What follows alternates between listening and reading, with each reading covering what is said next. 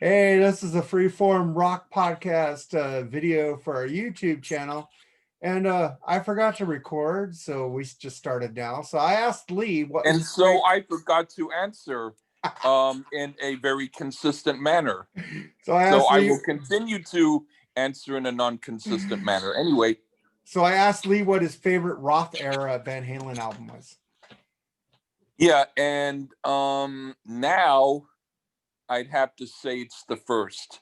But back when I first had the albums, I would have said it's Fair Warning. But now, looking back, the first one I was impressed with,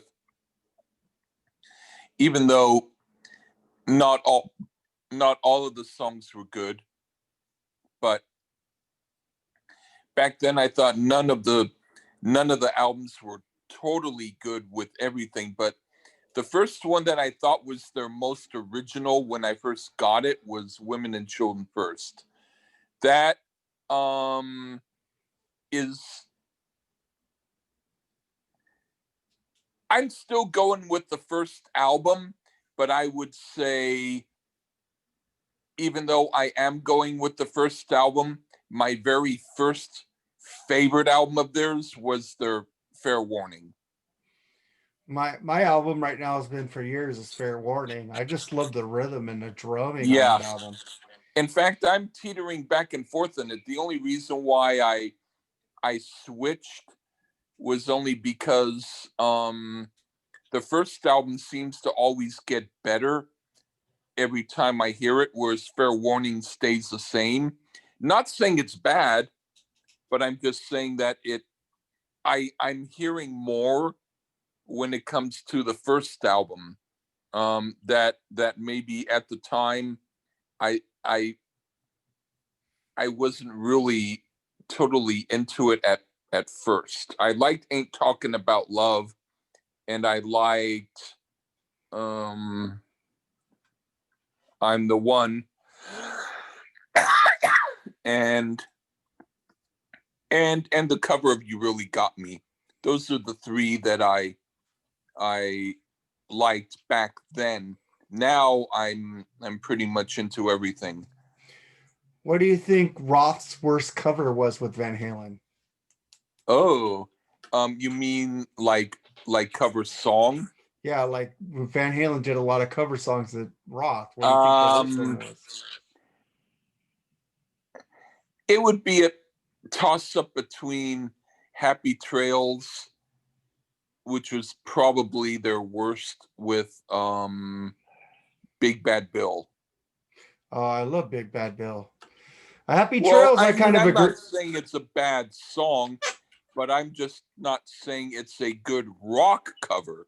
It would be good if it was on a Kid Ory Creole jazz album.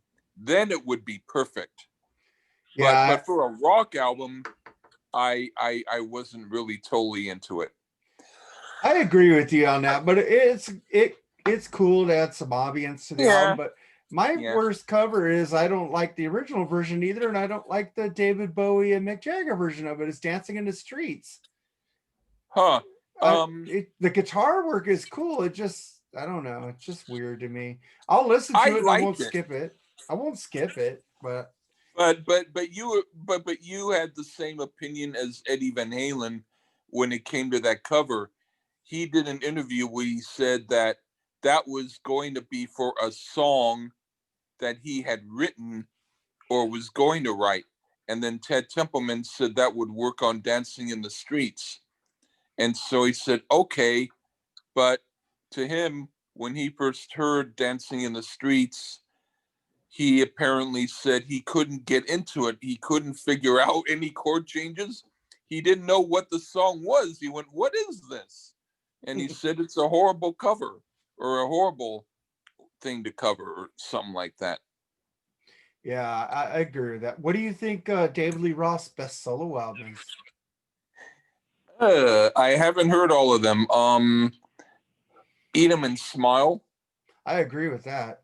Yeah. That was better than 5150, and I love 5150. Oh yeah.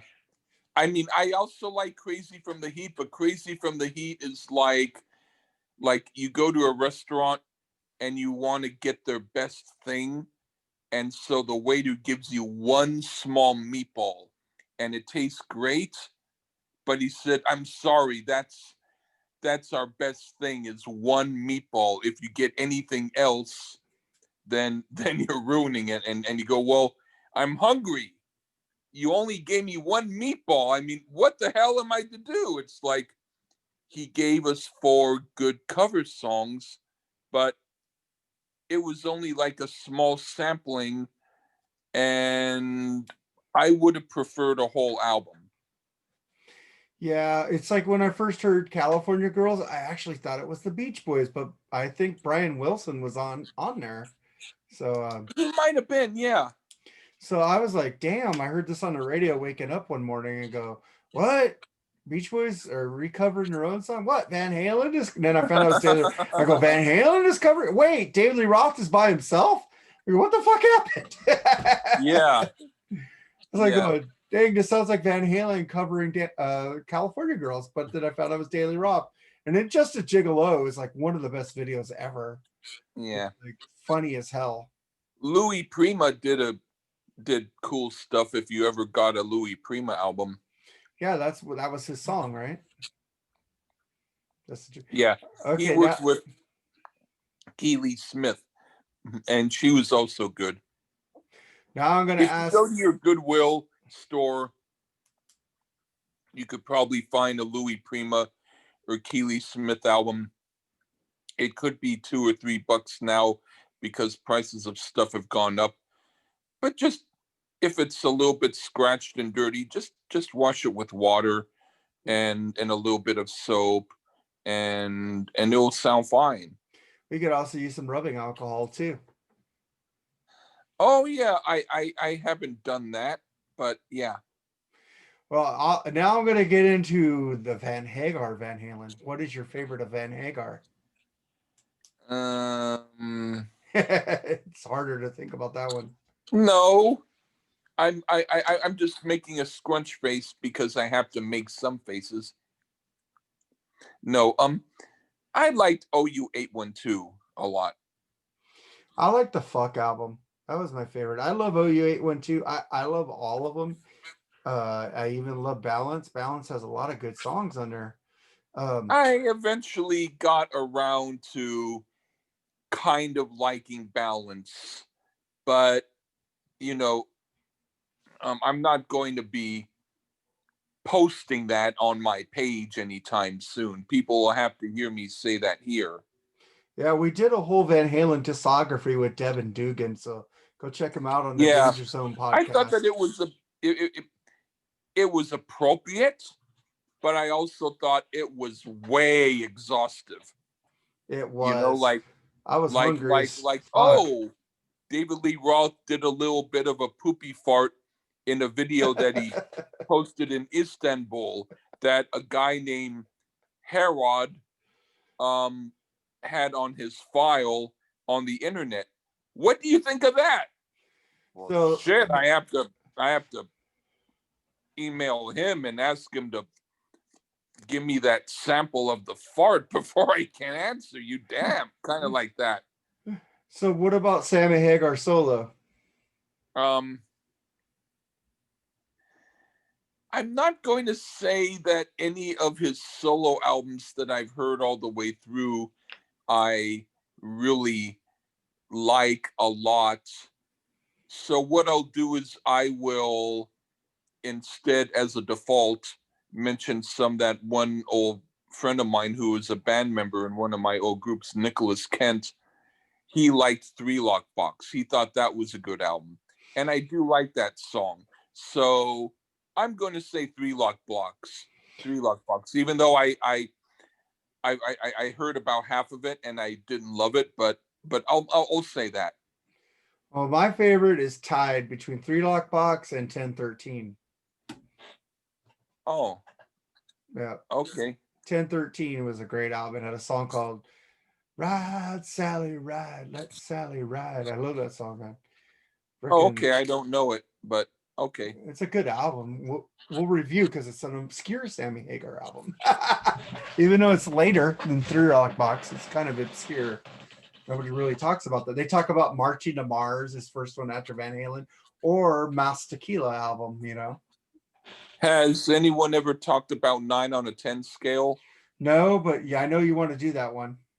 No, I've heard it, but he has a horrible cover of Van Morrison's song "Flamingos Fly." Yeah, that song It so sounds sucks. like Jimmy Buffett.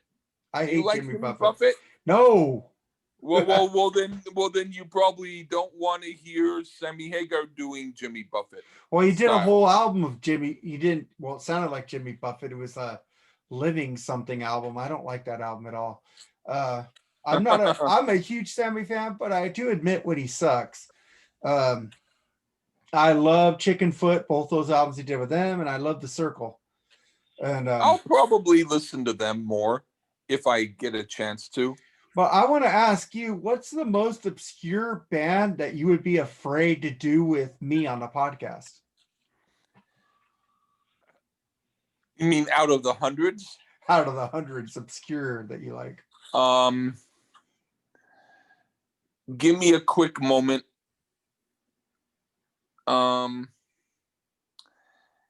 I don't know if afraid would be the word, but there was some called the International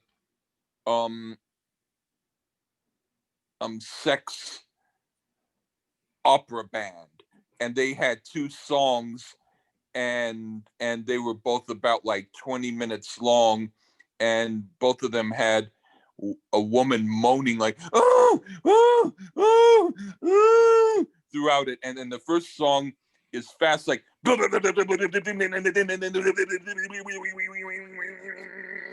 the way through, and the second one is very slow, like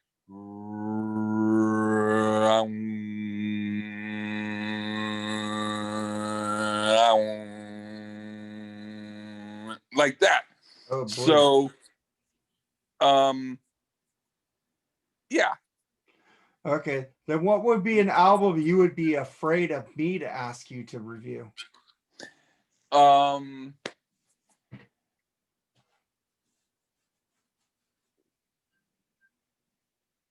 Anything by the group Fun.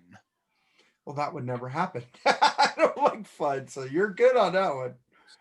All right. I would say of